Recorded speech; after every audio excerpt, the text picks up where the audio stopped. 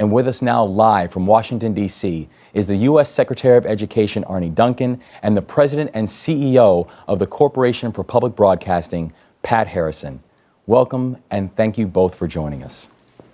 Good morning. Thanks so much for having us. Thank you. Thank you. And Secretary Duncan, if I can start with you, 80%, that's a huge milestone. How did we get here? It's a big, big deal, Wes, and to see the positive trends, to see more and more students, as you talked about, walking across that stage, I can't tell you how important that is for them, for their families, and ultimately for the country. What we've seen are pretty significant declines in dropout rates, particularly among our African American and Latino students. And to see less students dropping out, more students graduating, as you know so well, it just opens up a new world of opportunity. So teachers, social workers, counselors, parents, everyone working hard, but most importantly, students taking their own education very, very seriously. And I see that as I travel to high schools across the nation, how hard students are working to build positive futures for themselves. And Pat, you take a look at that and you see where we have gotten to. There is no one group or entity that can get to that type of number alone. What has been the role of public media in terms of helping to get this type of messages out and also helping to get to that number? Well, first of all, I just want to say congratulations to everyone connected to the third annual American Graduate Day. This is so exciting. It shows that when Americans come together and decide they're going to take on a challenge, and these kids are our hope and opportunity, that good things happen.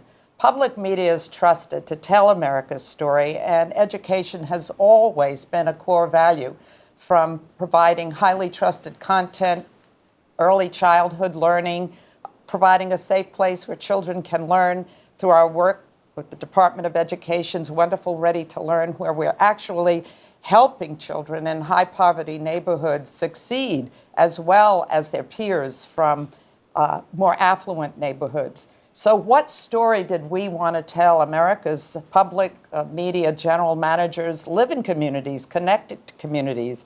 When you see a statistic, 1 million young people, American young people, boys and girls, failing to graduate every single year, that's an outrage. So who are the kids behind the statistic?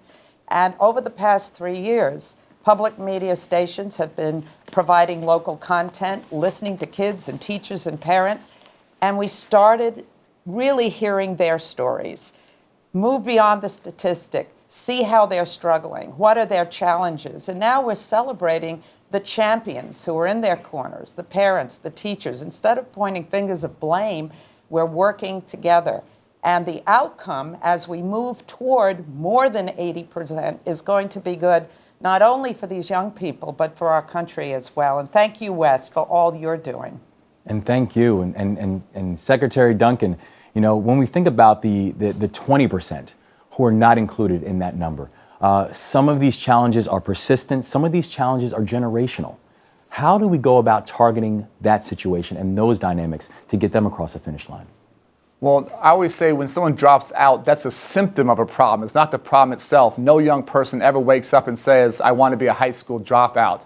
And what we have to do, not just in those junior and senior years where it's often too late, frankly, but freshman year, middle school, elementary school, who are those students who just need a little bit more help, who need an adult in their life, a mentor or role model to help them through the tough times?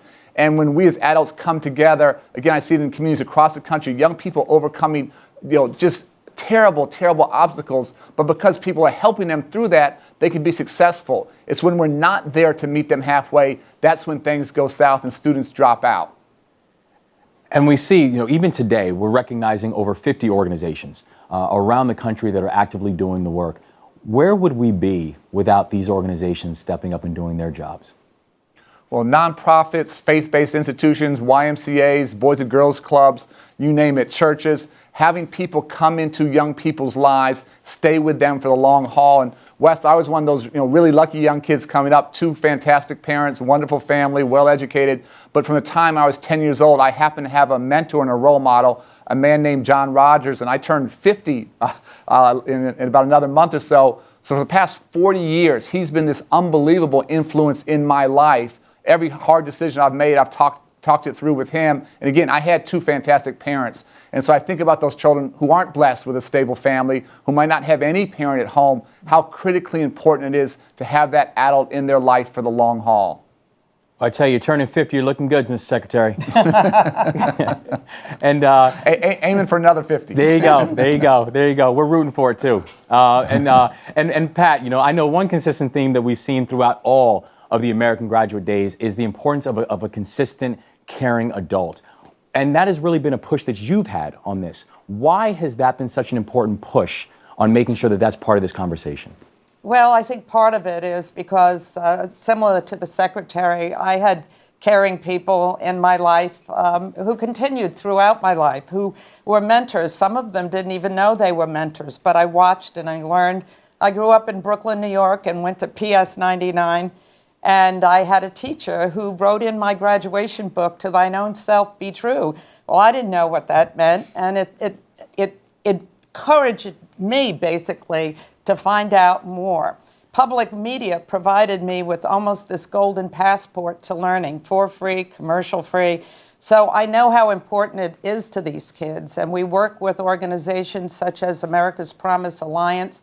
General and Mrs. Powell have been there in real time for a long time, really inspiring, encouraging kids. And think of your own life, Wes, and you wrote The Other Wes Moore.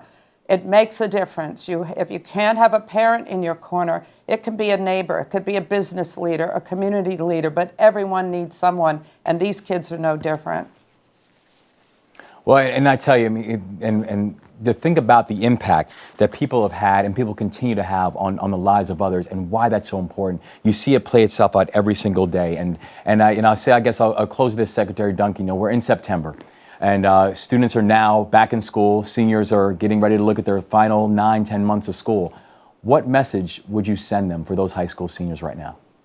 Well, first of all, nothing's more important than graduating and then taking that next step on your education journey. So be it a 4-year university, 2-year community college, trade, technical, vocational training, whatever it is, some form of education beyond high school has to be the next step. So a couple things now is they should be visiting our website, studentaid.gov, to look at financial aid, and over the next couple months filling out that financial aid form. But each year we put out $150 billion, Wes, with a B, $150 billion in loans and grants. So I don't care how much money a student's family has or doesn't have or what's in their neighborhood, there's an opportunity out there. So filling out the financial aid forms, taking those ACT and SATs, preparing for that, applying not to one school but to multiple schools, and looking at what your options are.